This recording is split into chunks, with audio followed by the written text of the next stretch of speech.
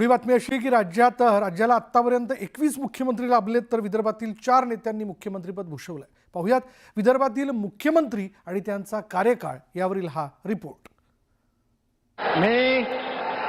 मी देवेंद्र सरिता गंगाधरराव फडणवीस ईश्वर साक्ष शपथ घेतो की विद्यमान मुख्यमंत्री देवेंद्र फडणवीस तिसऱ्यांदा राज्याचे मुख्यमंत्री झालेत.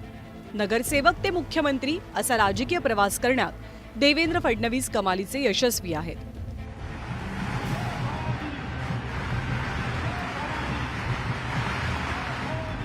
आतापर्यंत विदर्भातले 4 नेते राज्याच्या मुख्यमंत्रीपदापर्यंत पोहोचले. संयुक्त महाराष्ट्रात सीपीएन बेरार प्रांताचा महाराष्ट्रात समावेश झाला आणि विदर्भ महाराष्ट्राचा भाग बनला. तेव्हापासून राज्याच्या जडणघडणीत विदर्भाचा मोठा सहभाग राहिलाय. कर्तृत्ववान मुख्यमंत्री मिळाला आणि देवेंद्रजीवर आमचा सगळ्यांचा विश्वास आहे. 14 ते 19 जे झालं ते ट्रेलर होतं, आता पिक्चर सुरू होईल. त्यामुळे विदर्भाला जे पाहिजे, शेतकऱ्यांना, तरुणांना, बेरोजगारांना, महिलांना, सगळ्या शहरांना, सगळ्या महानगरांना जे पाहिजे ते सगळं मिळेल अशी अपेक्षा आहे. राज्याचे दुसरे मुख्यमंत्री मारुतराव कन्नमवार हे विदर्भातनं आलेले पहिले मुख्यमंत्री होते. त्यांच्यानंतर विदर्भातील वसंतराव नाईक 1963 ते 1975 अशी 12 वर्ष मुख्यमंत्री होते. वसंतराव नाईक यांच्यानंतर सुधाकरराव नाईक राज्याचे मुख्यमंत्री बनले, तर विदर्भातले चौथे मुख्यमंत्री ठरले देवेंद्र फडणवीस. 2014 ते 2019 अशी 5 वर्ष त्यांनी कारभार केला. त्यानंतर 2019 साली 80 तासांसाठी देवेंद्र फडणवीस मुख्यमंत्रीपदावर होते.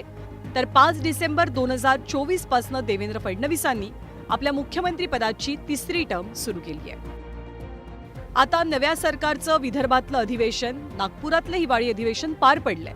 मात्र विदर्भात अधिवेशन होऊनही विदर्भाच्या प्रश्नांना न्याय मिळालेला नाही असा आरोप विरोधक करतात. मला स्वतःला वाटत होतं की गेल्या 2 महिन्यामध्ये ज्या पद्धतीनं पश्चिम विदर्भामध्ये शेतकऱ्यांच्या आत्महत्या झाल्या त्यांना सुद्धा न्याय मिळेल, परंतु न्यायाची भूमिका मांडलीच नाही.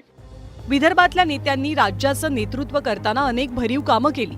वसंतराव नाईकांनी राज्यात हरित क्रांती घडवून आणलेली. यशवंतराव चव्हाणांनी दिल्लीत संरक्षण मंत्री म्हणून जाण्याचा निर्णय घेतल्यानंतर वसंतराव नाईकांकडेच आपल्या पदाची सूत्र सोपवली. तर शरद पवारांनी सुद्धा संरक्षण मंत्री होण्याच्या आधी राज्याची जबाबदारी सुधाकरराव नाईकांकडे दिली होती. हे आधीचे 3ही मुख्यमंत्री हे थोडे पश्चिम महाराष्ट्राच्या प्रभावात वावरले. हा प्रभाव जो आहे, हा प्रभाव गडकरी आणि फडणवीस ह्या दोघांनी संपवण्यामध्ये त्यांना यश आलं. त्याच्यामुळे विदर्भाचा विकास हा 2014 नंतर जितका झपाट्याने झाला तितका आधीच्या 3 मुख्यमंत्र्यांच्या काळात तेवढा नाही झाला. विदर्भातल्या नेत्यांनी राज्याचं नेतृत्व यशस्वीपणे केलं. राष्ट्रीय पातळीवरही मोठी जबाबदारी पार पाडली. मात्र विदर्भाचा अनुशेष आणि शेतकरी आत्महत्या हे प्रश्न मात्र अजूनही सुटलेले नाहीयेत.